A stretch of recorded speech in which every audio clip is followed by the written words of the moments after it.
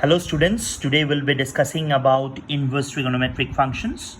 So before starting with inverse trigonometric functions, we should do a small recapitulations of types of functions which we have learnt in class 11.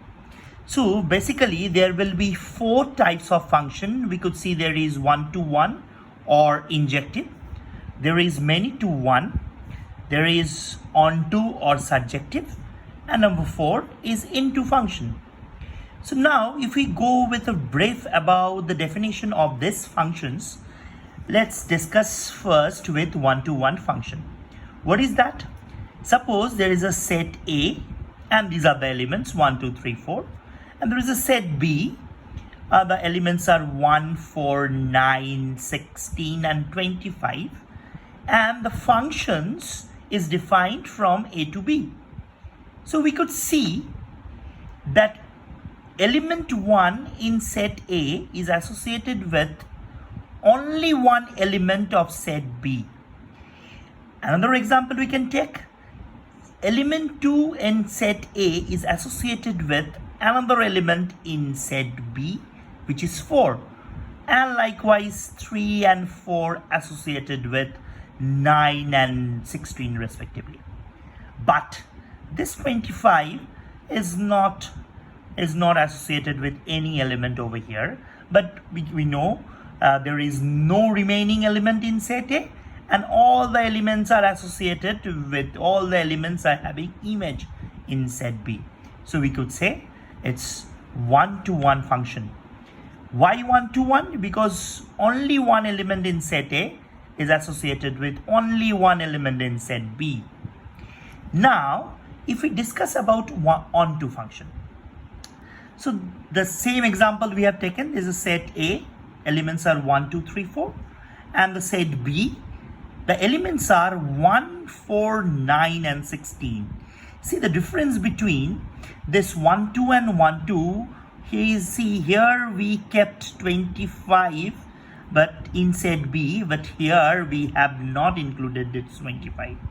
So all the elements are associated with another element of set B, and there is no extra element present. So if a function to become when its range is equal to its codomain. Remember, in our previous example, range is only the subset of the codomain, because here we have 25 element which is not associated with set A, but here we don't have any other element remaining which is not associated with set A. So this type of function we can say as onto function. Now if we discuss about many-to-one, so many-to-one means what? Suppose think about your classroom scenario. So what's happening there? A teacher is teaching and you people are listening to him. So what you people are doing? You people are gathering knowledge from whatever the teachers are saying, whatever the teacher is saying. So from here one thing is clear, like many-to-one function means there is only one source and you, the students, are gathering some knowledge from there.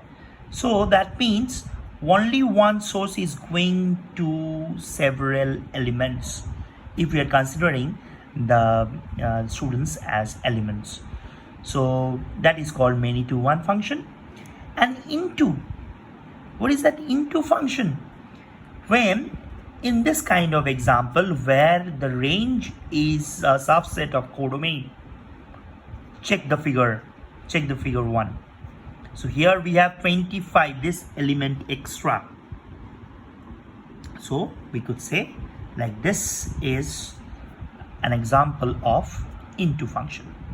Now let's come back to our topic, which is inverse of trigonometric function. Now first of all we should know what is inverse of a function. Now let's take this example. Suppose a function is defined from A to B. Here I mentioned like the elements which are there in set A are known as domain, and the elements which are there in set B are called range. And this function is defined in this way: fx is equal to y. Now if there is another function which is from which is defined as G, and which is from B to A. And if we could define it in this way, if y is equal to x, then we could say G is nothing but the inverse of f function. Let's take this example. Suppose f1 is equal to 2 and g2 is equal to 1, then we can easily say f inverse 2 is equal to 1. So this basic knowledge about inverse of a function is important before starting with inverse trigonometric function. Now let's discuss about the inverse trigonometric function. So now see, we could see here is a sine graph. Here is a sine graph, and the function here we have defined as y is equal to sine x. We have written as fx also.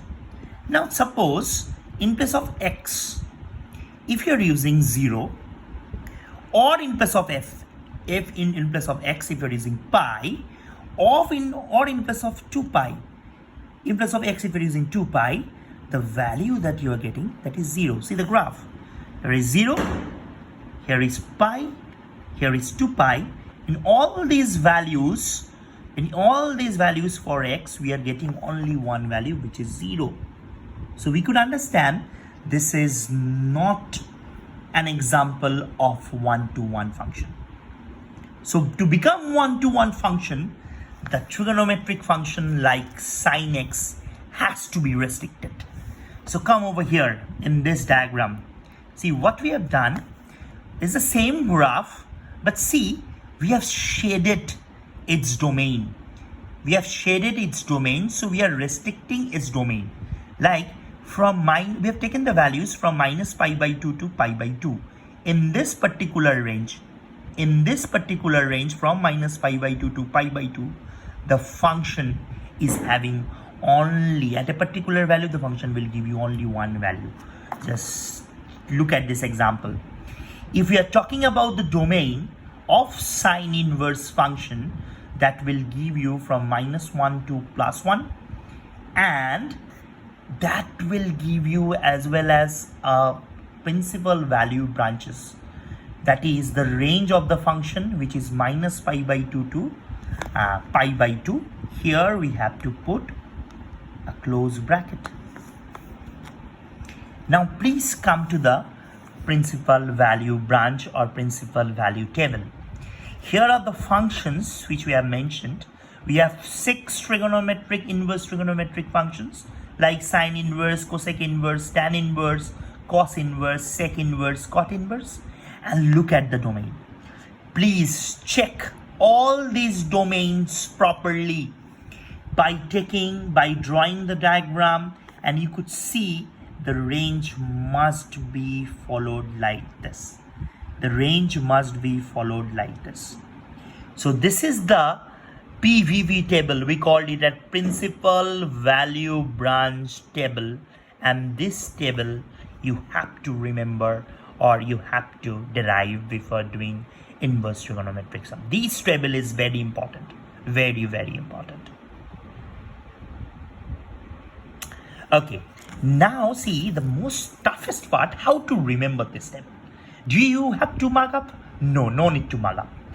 See, you have to remember only this graph. What we have done here, we have done one thing.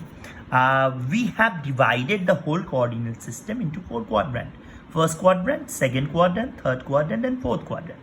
So we have to remember, see, the sine inverse x, cosec inverse x, and tan inverse x will be having value or will be having range in between the first quadrant and the fourth quadrant. Please look at the PVP table. It's for sine inverse x, for sine inverse function, the range is from minus pi by 2 to pi by 2. So here also see the graph, it's from minus pi by 2 to pi by 2. So sine inverse, cosec inverse x and tan inverse x will be over here. Coming back to in first quadrant and second quadrant, if we are talking about now cos inverse function, sec inverse function, and the cos inverse function. Please look at that. The value of cos inverse x, sec inverse x, and cot inverse x is either falling in first quadrant or falling in second quadrant. So that's the way you can remember this value. See, look at this. The cos inverse x value, the cos inverse function value, it's from 0 to pi. Here also, please check it out. It's from 0 to pi. It's from 0 to pi. You can check the other functions as well. Please check this. This is for cos inverse, this is for sec inverse, and this is for cot inverse. So that's the way you can easily remember. Now if we go with a graphical representation of this inverse trigonometric function, please check these two graphs. Here what we have shown it to you, it's a y-axis and it's the x-axis. At x-axis we are taking the angles. Here we have taken as pi by 2, here we have taken as pi by 2. On y-axis what we have plotted, here we have plotted 1, here we have plotted -1. Now when we will consider at pi by 2, this is basically this function y is equal to sin x. So at pi by 2, what is happening? See, at pi by 2 we are getting value over here. So this point, this particular point may tell you a value which is pi by 2 comma 1, and this value is pi by 2 comma -1. So these are the 2 points which will give you the 2 values at 2 different points, at pi by 2 and at pi by 2. Now look at this graph. This is basically the sine inverse graph. So how these two are different? See, here on the x-axis we have taken 1, we are taking no values. See, 1 and -1, and 1 here we are getting a value which is pi by 2.